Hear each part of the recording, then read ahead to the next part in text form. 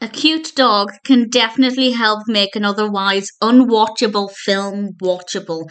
I wasn't expecting much from a bulldog for Christmas, but to be honest, I barely could watch it. We had this adorable dog, and it definitely helped. There are a couple of performances that are good. None of the performances are bad as such, but there are some that I thought were actually pretty good, and that's about it. This was released in 2013. It's written and directed by Henrique Couto.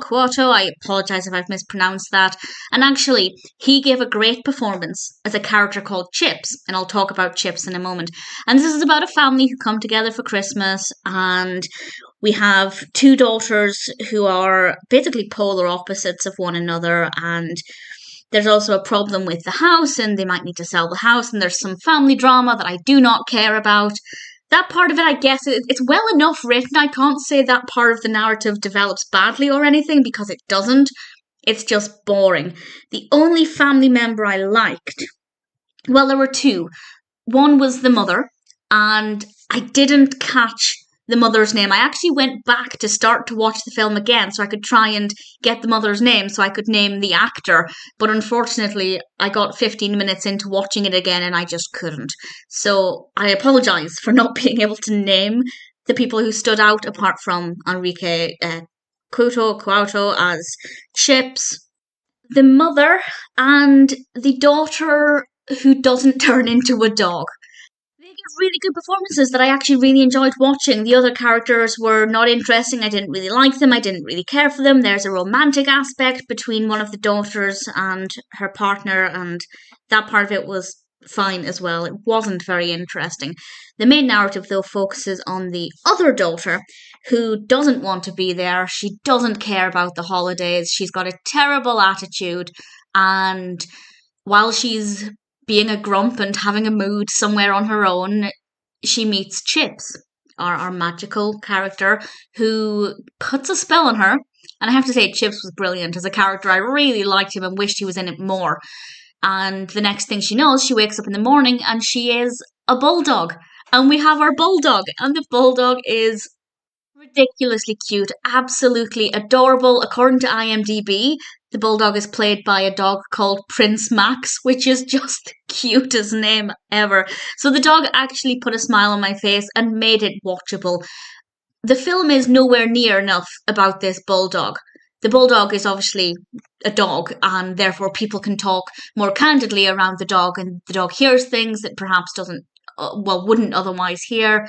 And I kind of feel like, or I expected, the film to be largely from the bulldog's perspective and to have a lot of camera work as if we're looking at the dog from the dog's eyes, and that would have made a lot of sense. But that's not what's happening at all. And I feel like we got not enough of the dog and not enough of the dog's perspective. And it could have been a really fun film if that had been the case, but it seems like it just didn't work out that way. And there are some really bad camera angles. Not every camera angle and not every scene, but every now and then there'll be some really awkward camera work. The opening scene is terrible.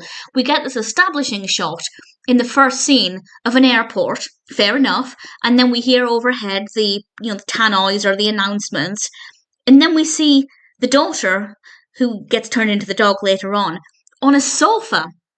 And I genuinely thought, hang on, is she at home now? Why is she on a sofa? And it was just a terrible, cheap way to introduce the film and made me doubt the quality of the rest of it.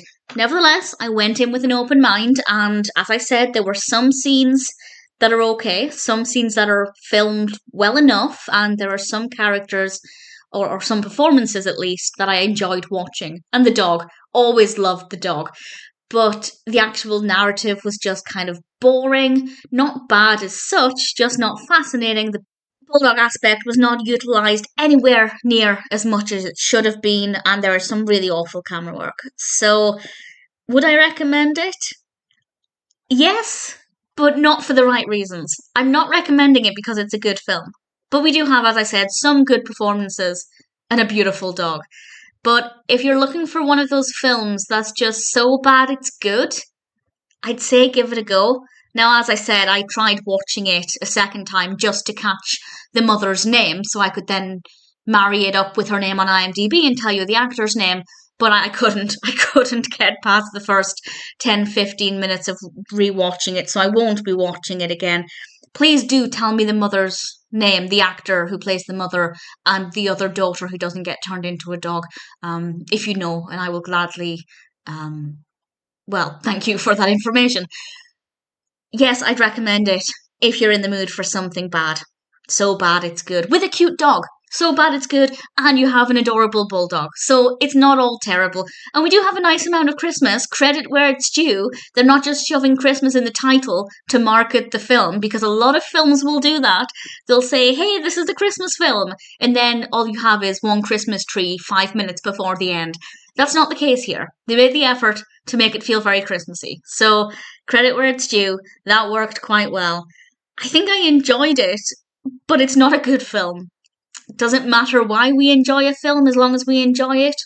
I guess not. A Bulldog for Christmas has definitely made me think, and it's made me feel a lot of different things. So at the end of the day, if a film makes you talk and makes you think, and I will probably remember it, that can only be a good thing, I guess.